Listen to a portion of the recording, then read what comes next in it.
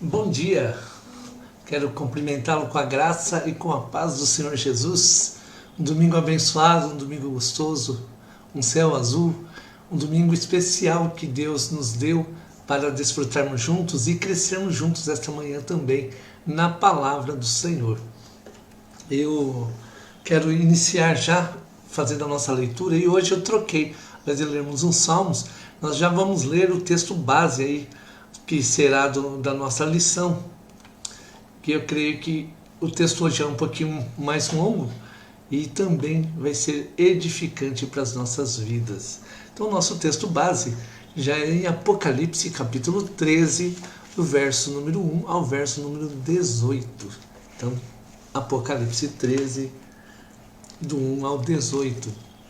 Diz assim a palavra do Senhor: Vi emergir do mar uma besta que tinha 10 chifres e 7 cabeças, e sobre os chifres 10 diademas, e sobre as cabeças nomes de blasfêmia. A besta que vi era semelhante ao leopardo, com pés como de urso e boca como de leão. E deu-lhes o dragão o seu poder, o seu trono e grande autoridade. Então vi uma de suas cabeças como golpeada de morte, mas essa ferida mortal foi curada, e toda a terra se maravilhou, seguindo a besta, e adoraram o dragão, porque deu a autoridade à besta. Também adoraram a besta, dizendo: quem é semelhante à besta? Quem pode pelejar contra ela? Foi-lhe dada uma boca que proferia arrogâncias e blasfêmias, e autoridade para agir 42 meses. E abriu a boca em blasfêmias contra Deus, para lhe difamar o nome e difamar o tabernáculo, a saber, os que habitam no céu. Foi-lhe dado também que pelejasse contra os santos e os vencesse. Deu-se-lhes ainda a autoridade sobre cada tribo, povo, língua e nação, e adorá-la-ão todos os que habitam sobre a terra, aqueles cujos nomes não foram escritos no livro da vida. Essa palavra é interessante. Os nomes que não foram escritos no livro da vida, do Cordeiro que foi morto desde a fundação do mundo. Se alguém tem ouvidos, ouça. Se alguém leva para cativeiro vai. Se alguém matar a espada, necessário é que seja morto a espada. Aqui está a perseverança e a fidelidade dos santos. Verso 11. Vi ainda outra besta emergir da terra. Possuía 2 chifres, parecendo cordeiro, mas falava como um dragão. Ele tinha uma aparência boa, mas falava como o próprio Satanás. Então, com mentiras, né? 12. Exerce toda a autoridade da primeira besta na sua presença. Faz com que a terra e os seus habitantes adorem a primeira besta, cuja ferida mortal foi curada. Também opera grandes sinais, de maneira que até fogo do céu faz descer a terra diante dos homens. Seduz os que habitam sobre a terra por causa dos sinais que lhe foi dado executar diante da besta, dizendo aos que habitam sobre a terra que façam uma imagem à besta, aquele que, ferida a espada, sobreviveu. E lhe foi dado comunicar fôlego à imagem da besta, para que não só a imagem falasse, como ainda fizesse morrer quanto não adorassem a imagem da besta. A todos, os pequenos e os grandes, os ricos e os pobres, os livres e os escravos, faz que lhe seja dada certa marca sobre a mão direita ou sobre a fronte, para que ninguém possa comprar ou vender, senão aquele que tem a marca, o nome da besta ou o número do seu nome. Aqui está a sabedoria. Aquele que tem entendimento, calcule o número da besta, pois é número de homem. Ora, esse número é 666. Amém. Vamos orar? Querido Deus, esta manhã nos colocamos diante de Ti. Vemos, ó Pai, quantas tribulações tem para a sua igreja, a igreja que nós estamos vivendo já está atribulada e aquilo que o Senhor tem para frente ainda. Mas nós nos colocamos diante de Ti como igreja, também pedindo ao Senhor, ó Pai, que nos dê força para perseverar a cada dia, que possamos olhar firmemente para a cruz de Cristo e caminhar sobre essa terra. Mas acima de tudo, na paz que vem do Senhor. Porque sabemos que se o Senhor nos fala de antemão, é porque o Senhor também nos chama a ter a visão do reino, a visão do alto e a confiança que vem do Senhor também. Nós agradecemos ao Senhor por esta manhã mais uma vez e pedimos a Tua direção sobre cada momento dessa aula, desse tempo que vamos passar juntos, que o Senhor esteja falando com cada um de nós, abrindo os nossos entendimentos, para que possamos compreender aquilo que o Senhor quer falar conosco. É a nossa oração em o nome de Jesus. Amém. Deixa eu desabilitar o som do meu som. Aqui. Pronto. Porque entra a mensagem ali em cima e já faz barulho aqui embaixo. Tem um cântico, ele é um cântico um pouquinho mais antigo. E ele fala sobre um doce Espírito. É o mesmo Espírito Santo que nós pedimos esta manhã, que venha nos guiar, nos dar entendimento. O Espírito Santo é aquele que nos revela a vontade de Deus, a vontade do Pai, a vontade do Cristo, do Salvador. É o mesmo Espírito que atua transformando vidas. Vamos adorar a Deus? Há um doce Espírito aqui, e eu sei que é o Espírito de Deus. Já podemos todos perceber a presença de Jesus, o Salvador. Doce presença, presença santa, vem sobre nós, enche-nos com o teu poder, te adoraremos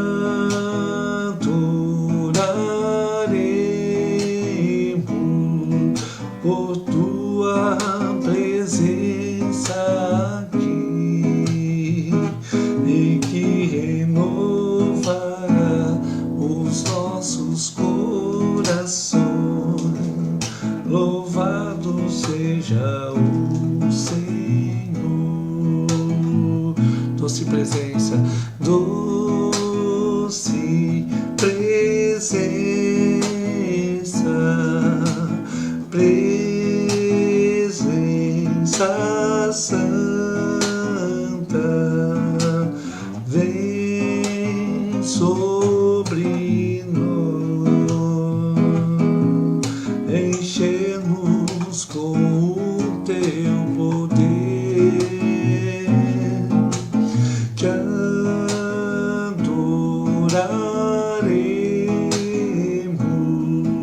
por tua presença aqui, e que renovará os nossos corações. Louvado seja o Senhor.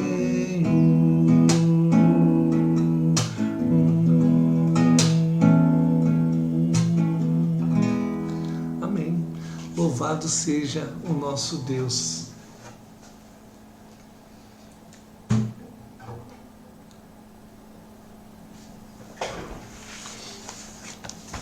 Hoje a nossa lição traz como tema aqui, então, o número da besta. O número da besta.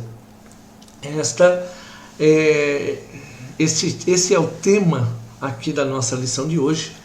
Lembrando que a escatologia que nós estamos estudando, né, os últimos dias segundo Jesus, então a intenção desses estudos não é alarmar os irmãos ou causar algum pânico, preocupação, ao contrário, é juntos olharmos para a palavra de Deus, crescermos juntos em oração, e creio que também poderia conversar um pouquinho sobre aquilo que está dentro do nosso coração, né?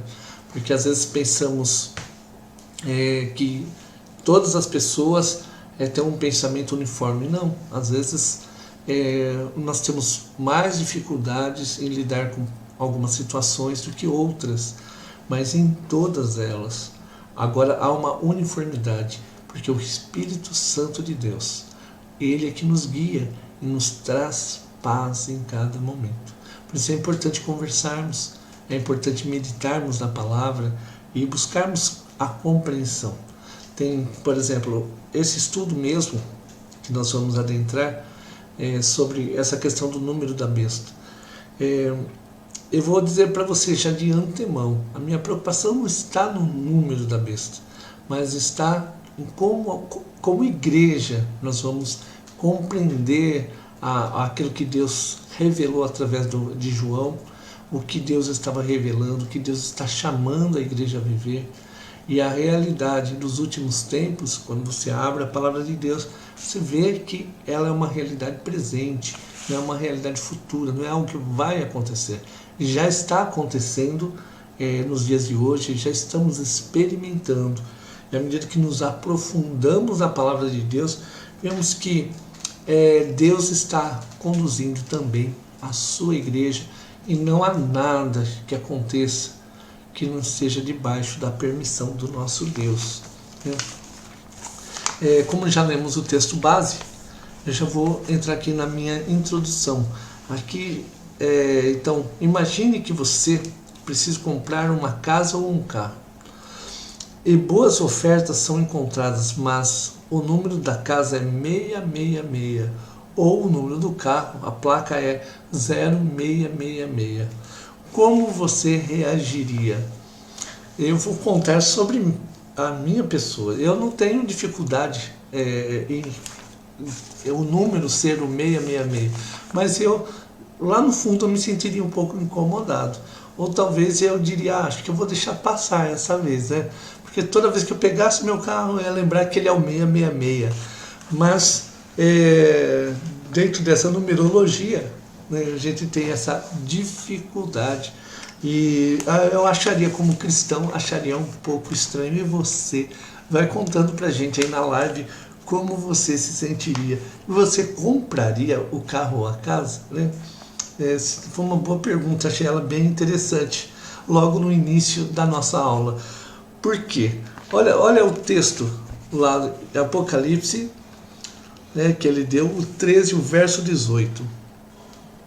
Aqui está a sabedoria. Aquele que tem entendimento, calcule o número da besta, pois é número de homem. Ora, esse número é 666. Em geral, os crentes têm dificuldades com o número 666, né? Tanto que o autor vai dizer aqui. Pode ser o motivo disso, né? Da gente ter essa dificuldade que o texto está dizendo, então, que é o número da besta. Nesta aula veremos o número da besta, veremos como o número da besta pode ser usado para o fortalecimento da sua fé. Será que é possível fortalecer a nossa fé olhando para o número 666? Mas para isso precisamos considerar o tema da besta do Apocalipse no seu contexto e dentro de uma perspectiva não supersticiosa, essa palavra até grifei aqui no meu, da escatologia bíblica. O que devemos saber? No começo do verso 18, traz uma afirmação importante. Aqui está a sabedoria. Vamos ler novamente esse verso aqui. Esse verso ele é muito interessante. Estamos no capítulo 13 de Apocalipse, né, que é o texto base, o verso 18.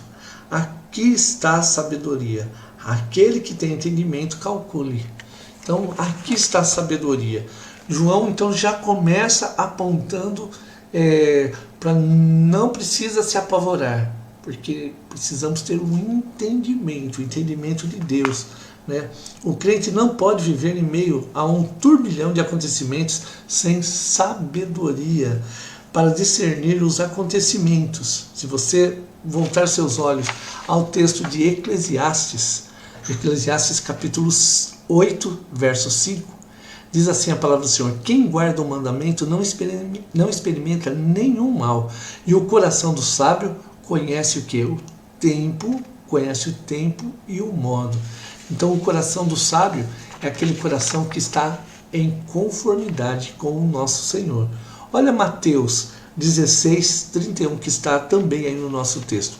Aproximando-se os fariseus e os saduceus, tentando, pediram-lhe que lhe mostrasse o sinal vindo do céu. Verso 2. Ele, porém, lhes respondeu: chegada a tarde, dizeis, haverá bom tempo, porque o céu está avermelhado. E pela manhã, hoje haverá tempestade, porque o céu está de um vermelho sombrio. Sabeis, na verdade, discernir o aspecto do céu e não podeis discernir os sinais dos tempos? Então Jesus está dizendo aqui aos fariseus e aos saduceus: olha, vocês olham para o tempo e veem e reconhecem. Por exemplo, vou usar um exemplo que eu aprendi ouvindo, né? Então, quando o céu à noite está muito rosado, eu sei que no dia seguinte vai estar chovendo. Então eu olho o céu rosado, eu já sei que no dia seguinte vai estar chovendo. Quando a estação está mudando, né, nós estamos está chegando o inverno, a gente sente o friozinho chegando, fala, nossa, o inverno já está chegando. Jesus está dizendo a eles: se vocês conseguem discernir o tempo a partir da natureza, daquilo que o próprio Deus lhes deu, então olha também os sinais que está sendo apontado para o final dos tempos, né? Onde Deus está dizendo: tenha sabedoria, use a sabedoria que eu lhe dei para você discernir, assim como a natureza vai caminhando e mudando dentro do seu tempo, a palavra de Deus vai se cumprindo também dentro do tempo e da vontade do próprio Deus. Portanto, o que João pretende fazer não é uma revelação das coisas espetaculares ou a criação de um clima de medo e sensacionalismo. Então João não quer deixar ninguém preocupado, ele não quer criar uma sensação, nada disso. Seu desejo é mostrar à igreja a necessidade de ser sábia diante dos acontecimentos. Então João está dizendo: a igreja precisa ter sabedoria. Então a intenção dele é essa. Olha agora o apóstolo Paulo falando também sobre a importância até de vigiar e de ter essa sabedoria, porque vigia aquele que tem sabedoria também. 1 Tessalonicenses 5, de 4 a 11. Mas vós, irmãos, não estáis em trevas, para que esse dia, como ladrão, vos apanhe de surpresa. Então, cuidado para você não se encontrar em trevas, vigie. Porquanto vós todos sois filhos da luz e filhos do dia. Nós não somos da noite, nem das trevas. Assim, pois, não durmamos como os demais. Pelo contrário, vigiemos e sejamos sóbrios. Ora, os que dormem, dormem de noite, e os que se embriagam, é de noite que se embriagam. Nós, porém, que somos o dia, sejamos sóbrios, revestindo-nos da couraça da fé e do amor, e tomando como capacete a esperança da salvação. Porque Deus não nos destinou para a ira, mas para alcançar a salvação mediante nosso Senhor Jesus Cristo, que morreu por nós, para que, quer vigiemos, quer durmamos, vivamos em união com Ele. Consolai-vos, pois, uns aos outros e edificai-vos reciprocamente, para que também estais fazendo. Então, em todo tempo, mesmo que nós estejamos no nosso tempo de descanso, Deus está cuidando de nós, porque também estejamos em oração antes de dormir, antes no nosso acordar, em todo momento, vigiando e dizendo ao Senhor: Senhor, cuida da minha vida. Eu hoje pela manhã, quando eu eu tomava banho, eu estava orando. Eu costumo, durante o meu banho, eu costumo ir orando também. Eu vou orando, pedindo a Deus, Deus, assim como essa água cai sobre mim, que o Teu Espírito Santo caia sobre mim.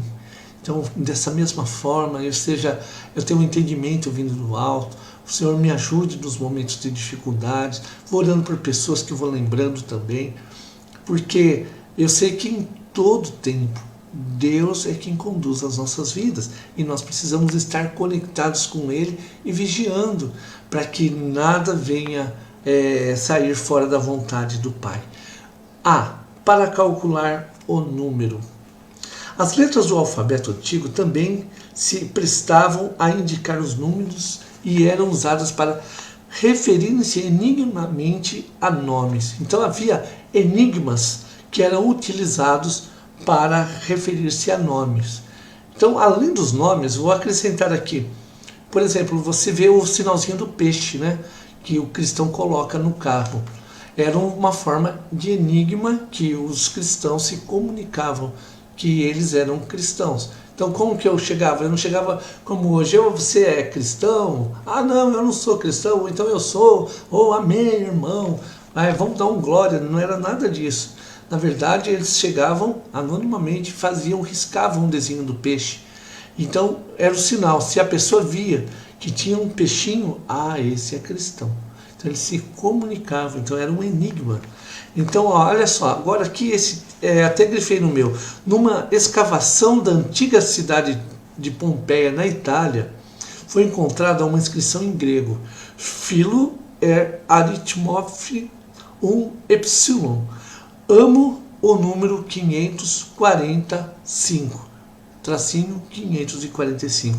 Esse tipo de inscrição era uma espécie de enigma que poderia ser lido: amo aquele cujo nome é 545 ou 545. Se você quiser depois, tem até um endereço aqui de um site que você pode acessar esta informação que está aqui na nossa revista. E os últimos dias, segundo Jesus, da cultura cristã, Sproul dedica um capítulo inteiro à discussão da identidade do anticristo e propõe que 666 é o valor numérico do nome de Nero Kaiser. Então, Sproul, se nós entrarmos na editora cristã, nessa revista Os Últimos Dias, segundo Jesus, ele está dizendo que existe um capítulo, uma proposta de um capítulo completo para essa numerologia. E ele está dizendo aqui, a sugestão dele é que esse número esteja vinculado ao nome de Nero. Por isso, João, quando ele tem a revelação, ele não pode dizer que é Nero, porque ele causaria uma grande perseguição da igreja. Mas também, apesar da visão de Sproul referente a esse número significar o nome de Nero, eu também pesquisei agora aqui outro comentário, né? Por exemplo, Champlin, que também é um outro comentário muito conhecido, ele vai também falar alguma coisa a respeito disso. Eu vou ler o trecho que eu grifei até aqui. O vidente João pode dizer francamente quem é ele, ou seja, João poderia dizer o nome de Nero, ele poderia dizer quem é essa pessoa, ou ele poderia dizer quem é, se não for Nero, quem seria essa pessoa, né? Mas preferiu usar o código a fim de não provocar mais tribulação contra os cristãos. Então, além do que já sofriam também essas perseguições. O número da besta, conta-se o seu número e daí se constitua o seu nome. Isso quer dizer que João quer dizer que é uma pessoa, tanto que o texto vai dizer sobre isso, né? Então, voltando aqui, Sproul, como outros estudiosos, trabalha a ideia de que a expressão calcule o número é equivalente a um cálculo, ou cálculo, ou melhor, calcule o nome, assim como ele diz aqui na revista. Então, pegue como um enigma, para que você compreenda de quem eu estou falando. Ao propor a necessidade de saber o cálculo do número 666, João está falando de algo que a igreja entendia bem e cuja a resposta seria capaz de encontrar. Então a igreja, naquele tempo, ela tinha essa percepção por causa do sofrimento que ela passava. Por isso, a proposta do nome de César Nero é bem possível, tá? Observe que ele não está dizendo o que é, mas ele está dizendo que é bem possível. Mas de que maneira isso seria útil para a igreja no primeiro século? Opa, me empolguei aqui, só um segundo. Então, descendente de italiano trabalha com a mão, né? Eu já derrubei a água aqui, ainda bem que a garrafinha estava fechada. Mas aqui é a pergunta: mas de que maneira isso seria útil para a igreja do primeiro século e para nós, né? O que precisamos compreender dessa proposta de João é o ensino de que a igreja precisa ter uma visão clara do que está acontecendo e do que está por trás dos processos apóstatas e de oposição que levantam contra a igreja, a vontade idólatra de Satanás de ser adorado. Então, qual é a visão que a igreja precisa ter dentro deste contexto? Resume-se, é muito simples. A necessidade ou esse desejo que Satanás tem de ser adorado. Olha só, se você volta ao texto aqui, Lucas 4, 5 a 8, Jesus é levado para ser tentado no deserto. E qual é a tentação que Jesus é levado a experimentar? Vamos ler? Então, Lucas capítulo 4, do verso 5 ao verso número 8. Elevando, mostrou-lhe no momento todos os reinos do mundo. Então, disse-lhe o diabo, disse a Jesus: dar-te-ei toda esta autoridade e a glória desses reinos, porque ele me foi entregue e a dou a quem eu quiser. Então, a dou a quem eu quiser. Portanto, agora vem aqui a grande questão. Portanto, se prostrado me adorares, toda será sua. Então, se prostrar e me adorar, aí tudo será teu. Mas Jesus lhe respondeu: está escrito. Ele não está dizendo, Jesus não está dizendo, eu não vou adorar porque eu não estou com vontade. Ele está dizendo, olha, traga a palavra à sua mente. Então Jesus está dizendo, mas Jesus lhes respondeu: está escrito, ao Senhor teu Deus adorarás e só a Ele darás culto. Então Jesus, ele está dizendo, somente ao Senhor. Apesar que você tem esse desejo, mesmo que você me ofereça os reinos, mesmo que você me ofereça tudo, quero dizer para você, já é do meu Pai.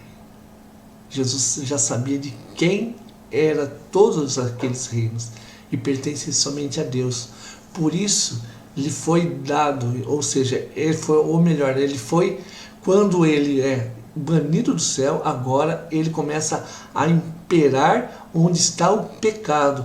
Assim também como a serpente que é expulsa de lá do jardim do Éden, a mesma serpente, ela agora com o seu pecado, ela é lançada também juntamente à terra para dominar essa terra, mas por pouco tempo, porque em breve o nosso Senhor voltará e acabará esse domínio.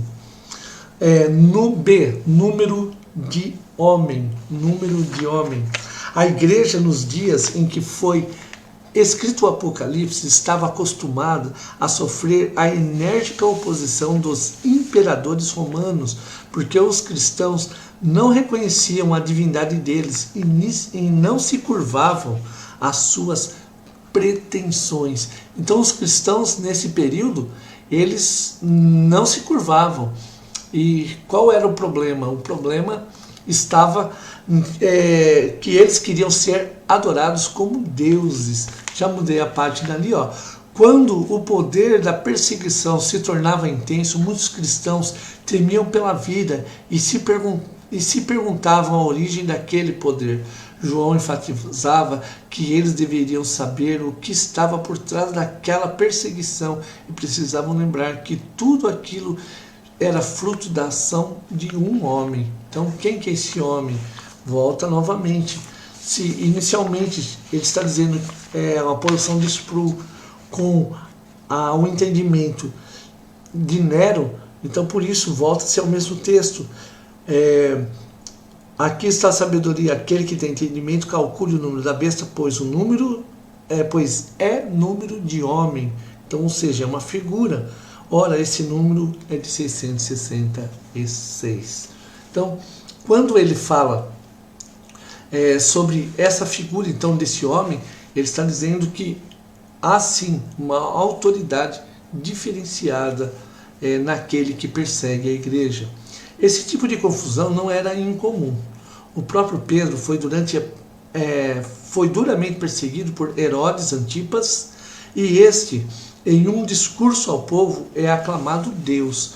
Olha só, abra esse texto é muito interessante. Atos, capítulo 12, verso número 21 e 22. Em dia designado, Herodes, vestido de traje real, assentado no trono, dirigiu-lhes a palavras, e o povo clamava: é voz de um Deus, e não de homem. Então o povo dizia: é voz de um Deus que nós estamos ouvindo. Então, onde estava esse poder? Quem tem esse poder de convencer o homem? Satanás tem esse poder. E esse poder que ele tem é de conduzir ou de enganar aqueles que não estão em Cristo.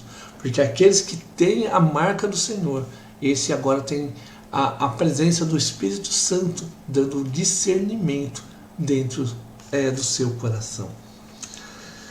No entanto, Lucas registra que essa autoglorificação foi punida severamente pelo Senhor. Olha só, logo em seguida, aqui no Atos capítulo 12, se você deixou aberto, 12, agora o verso 23, que é o seguinte: no mesmo instante que o povo então bradou em alta voz, no mesmo instante um anjo do Senhor o feriu, por ele não haver dado glória a Deus, e, comido por vermes, expirou. Então, algo tremendo aconteceu, terrível e tremendo aconteceu. Para ficar claro que Herodes era apenas um homem como eu e você. Então, de certa forma, esse tipo de postura ainda precisa ser considerado em nossos dias. Afinal, muitos cristãos não conseguem entender que a maldade do pecado humano é suficiente para que as pessoas se tornem monstros, sem precisarem ser deuses para isso. Então, a maldade do coração humano, nós estamos aí com as últimas notícias, até mesmo de pastoras, padres, pastores, que tem assim causado muita tristeza, porque eu me frustro não pelos líderes, vou explicar por quê. Porque eles são sujeitos a errar. Então eles erram, e eu sei que Deus também tem como que eu posso dizer? Deus é que vai cuidar da vida deles, tratar, se assim for da vontade dele. Creio que esse é a visão de Deus. Mas eu me entristeço pelos cristãos, por aquelas pessoas que precisam ser alcançadas ainda, porque elas se frustram com a igreja, taxando, por exemplo, o evangelho como um líder que desviou dinheiro ou cometeu uma aberração. Até nós nos frustramos porque quando acontecem essas coisas e cai na mídia, muitas vezes as portas do evangelho vai se fechando para as pessoas. Então, por isso nós precisamos ter esse cuidado, esse vigiar. E por outro lado, quando você pensa que essas coisas acontecem, que compreendemos até a apostasia. E por que ela vem? Porque ela vem da frustração das pessoas com a igreja, com a fé. Então essa frustração, ela está relacionada aos escândalos, às tantas vezes que o evangelho é envergonhado, né? Nós pensamos nesse cuidado.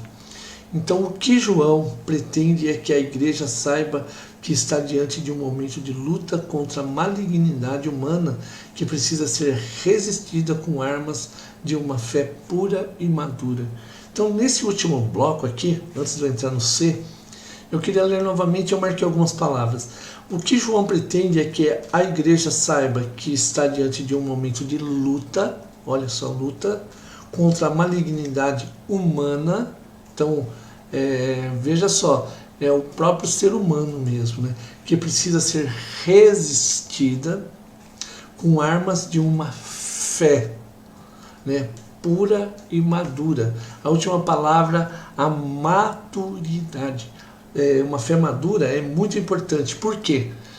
Quando nós alcançamos a maturidade cristã, não quer dizer que nós sabemos tudo e estamos prontos para tudo, mas quando nós alcançamos a maturidade cristã, também nós começamos a compreender aquilo que Deus nos chama a viver, o tempo de oração, a leitura da palavra, nós buscamos a resposta no próprio Deus. Por isso que a maturidade, levar os cristãos à maturidade é muito importante, né? C. 666, ou 666. Segundo Sproul, o número 666 é um criptograma do nome de Nero César. Essa é uma forte possibilidade, ou seja, os leitores de João teriam facilidade em calcular isso. No entanto, há algumas controvérsias. Nero Kaiser, no outro agora já perdeu o acento. Como era pronunciado o nome, tem uma contagem de letras que dá exatamente o número de 666. Alguns manuscritos do Apocalipse têm o registro do número 616, e isso pode ter acontecido porque alguns escribas podem ter tentado harmonizar o número para outra forma de escrever o nome do imperador Nero, que fosse mais de acordo com sua pronúncia latina que Nero César. Essa possibilidade é um reforço de que talvez houvesse um entendimento de que Nero era o nome por trás do criptograma 666. Contudo, contra essa concepção temos o problema de que os pais da igreja, como Irineu, em sua obra Contra Heresias, no ano 180 depois de Cristo, não fez essa menção.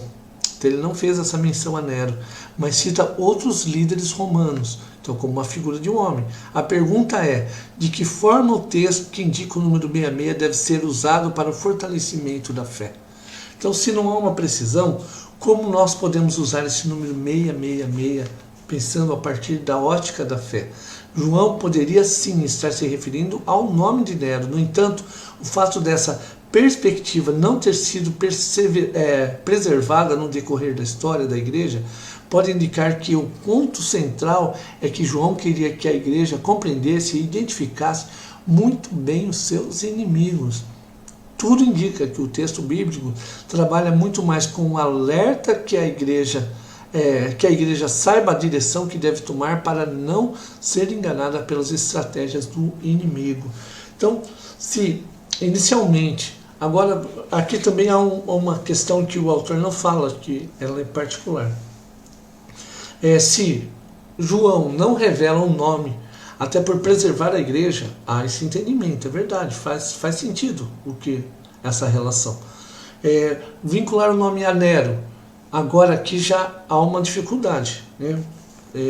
Porque ela poderia ter outras traduções. Por exemplo, eu citei o Champlin, né?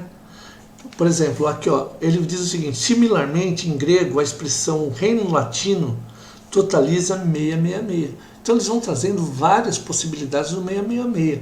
Mas o que o autor quer dizer no final é que o que João está dizendo é que nós precisamos estar em alerta para aquilo que está acontecendo e se realizando na palavra de Deus. Por isso que o texto bíblico ele indica sim um alerta e um cuidado que nós devemos ter para não ser enganado pelas estratégias do maligno. 2. A igreja e a besta. A visão de João, que foi repassada às igrejas da Ásia, tinha por objetivo preparar os cristãos para reagir às circunstâncias, mesmo em dias de grande tribulação, do mesmo modo como Jesus fez com os seus discípulos. Então Jesus, ele fez com os seus discípulos o quê? Uma preparação para que eles compreendessem que aquilo que viria pela frente. Vamos ler o texto? Mateus 24, 9. No mesmo instante, então sereis atribulados e vos matarão. Nossa, que notícia boa, né? Sereis odiados de todas as nações por causa do meu nome. Então Jesus está dando só notícia boa aqui para os discípulos. Ei, vocês serão atribulados e vos matarão. Então, quando você recebe uma notícia dessa, você já vai para o campo, né, que ali era um campo missionário, eles já vão cautelosos, porque Jesus está dizendo, eles vos matarão, eles vos odiarão. Assim também, apesar que o nosso evangelho de hoje, eles têm um evangelho mais leve, né, no nosso Brasil, né, tranquilo, nós respeitamos as religiões nos respeitam, tentam achar o ponto de harmonia, mas eu quero dizer para você que a harmonia com o mundo é inimizade contra Deus. Porque quando a igreja está acomodada, quando a igreja está sentindo-se em berço esplêndido, né, na tranquilidade, alguma coisa está errada. Porque a igreja precisa confrontar sim as realidades, o evangelho precisa ser transformador, o evangelho precisa transformar vidas, pessoas, mudar realidades. Por isso que quando Jesus fala aos seus discípulos, o mundo vos odiará, porque vocês vão falar aquilo que é contra o pecado, contra a natureza humana, e sim a natureza da santidade do próprio Deus que vocês vão declarar. Então, eles não, aqui continuando o texto, eles não poderiam... Deixa eu só voltar aqui, ver se eu não mudei a página, tá certo. Eles não poderiam considerar de forma displicente a sua realidade. Esse é o foco da expressão, quem tem ouvidos ouça. Nós pegamos vários textos de Apocalipse, as cartas às igrejas, quem tem ouvidos, ouça. Então, se você ouviu, agora guarda isso aí. Guarda a palavra de Deus, medita nela, conversa com Deus sobre ela. Não deixa a palavra passar, não deixa o tempo escoar entre o vão dos seus dedos. Esse é um alerta sobre o modo como vivemos no mundo para não sermos enganados e enredados pela mentira. Quem é o pai da mentira? Você já tem a resposta aí. Então, qual é a intenção do número da besta? A enganação das pessoas, a adoração falsa, porque o pai da mentira quer nos levar exatamente a viver o engano e viver o erro. A besta serve a Satanás. Os poderes que estão por trás da operação do erro vêm do maligno, né? Então, essa operação do erro, vamos abrir 2 Tessalonicenses 2, de 9 a 12. Ora, o aparecimento do iníquo é segundo a eficácia de Satanás, com todo o poder e sinais e prodígios da mentira, e como todo engano de injustiça aos que perecem, porque não acolheram o amor da verdade para serem salvos.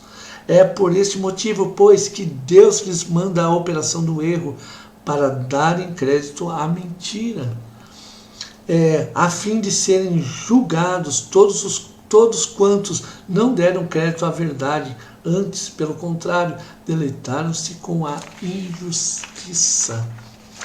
Apocalipse 13, 2. Olha só, 13, 2. A besta que vi era semelhante ao leopardo, com pés como de urso e boca como de leão, e deu-lhe o dragão o seu poder. Então, olha só, a besta a qual ele está falando no início do nosso texto base. Então, quem é o dragão? O dragão é Satanás, que dá o poder. Por isso, quando nós olhamos para a palavra que como pode pessoas serem enganadas. Então há um poder que está por trás, esse poder enganador, um poder de mentira, né? Os apóstolos transmitiram essa orientação para que a igreja não assumisse uma postura ingênua diante dos acontecimentos. A visão de João em Apocalipse 12 apresenta o dragão, a antiga serpente, né, em oposição a Deus, as forças angelicais. Deixa eu mudar minha página aqui.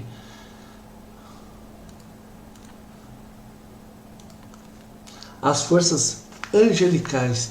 E a igreja, essa oposição a tudo o que se identifica com a fidelidade de Deus. Então é uma oposição que se identifica à fidelidade de Deus. Então por isso muitos falam, você vive a fé, que você, domingo é dia de dormir até mais tarde, domingo é o dia de ficar em casa, de curtir a família. É verdade. É ficar em casa assistindo EBD Home, né?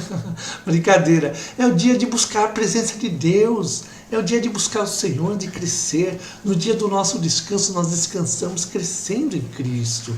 E aparentemente parece falar, mas eu dedico o meu tempo de descanso para ouvir a palavra de Deus. É aí que nós estamos agora guardando para o futuro. Nós estamos olhando para o nosso futuro com qualidade de vida, para a eternidade.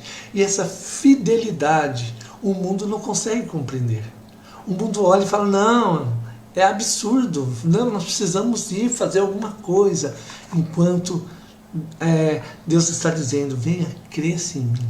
Deixa eu te dar mais um pouquinho esta manhã, assim como Ele tem feito. Então essa oposição a tudo que se identifica com a fidelidade a Deus é o que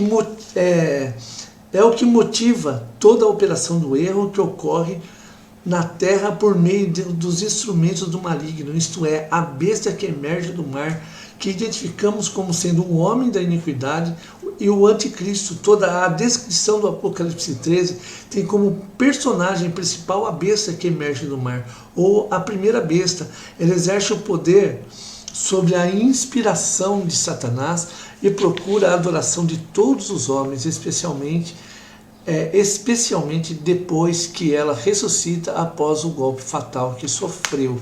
Então, há agora sim um intuito, uma busca por uma adoração, né, que para nós parece absurda, né? E então por isso agora nós vemos a palavra se cumprindo. B, o caráter doxológico da apostasia final. A primeira besta é apresentada aos homens por outra besta, o chamado falso profeta, que lhes serve como uma espécie de João Batista. João Batista, ele preparou o caminho de quem? Do Messias, de Jesus. Então, a primeira besta, ela preparou um caminho agora para que venha o segundo passo aqui, um segundo momento. A sua função é sacerdotal, ela busca conduzir os homens a adorarem a primeira besta, em termos da sua suposta divindade. O objetivo final da primeira besta é enganar e tomar para si a adoração dos homens, por si ela lutará e se oporá à igreja fiel. Assim, a primeira e a segunda besta procurarão enganar os homens, interferindo no processo do culto a Deus, pressionando-os a lhes serem fiéis por meio de um certo sincretismo entre vida cotidiana e culto. Então, esse sincretismo, né, você vê que a fé que vai cada vez esmorecendo, né? A igreja que tem parado de ler a Bíblia, por isso que eu tenho sido enfático quanto a isso, a parada de ler a palavra de Deus. A igreja que para de ler a Bíblia, ela para de ouvir o Espírito Santo falando com ela. E ela começa agora a criar vozes na sua cabeça, dizendo, vai para cá, vai para lá. Mas quando o Espírito Santo atua, algo fantástico acontece. Aqui embaixo ainda, o objetivo final desse processo idólatra é a adoração do próprio dragão, ou seja, Satanás. A idolatria é o resultado final do caminho daqueles que amam mais as trevas que a luz e preferem a mentira do que a verdade. né? Aqueles que criam as suas próprias verdades. Eu creio que o Evangelho é assim, eu vivo lá na minha casa desse jeito, o importante é ter Deus aqui no meu coração. Quero dizer para você que nós não podemos dizer quem está salvo dentro da igreja ou fora da igreja, mas a Bíblia é clara em mostrar que a comunhão, ela gera crescimento, ela gera maturidade, ela gera transformação do homem e da mulher. Então, por isso, agora são sinais que a palavra de Deus nos mostra como nós precisamos exercer e praticar a nossa fé. C. A igreja e a vitória de Cristo. Eu vou pular aqui o início, aqui eu já vou pular para o segundo parágrafo. Quando propõe uma visão sábia de tudo o que está acontecendo, João está primordialmente fazendo a igreja considerar que, apesar de todo o poder do maligno, ele nada pode contra o poder do Cordeiro. Então, apesar de todas as ações do inimigo, ele nada pode contra o poder do Cordeiro. Vamos ver esse texto, Apocalipse 15, de 1 a 4. Vi no céu outro sinal grande e admirável, 7 anjos tendo 7 últimos flagelos, pois com estes se consumou a cólera de Deus.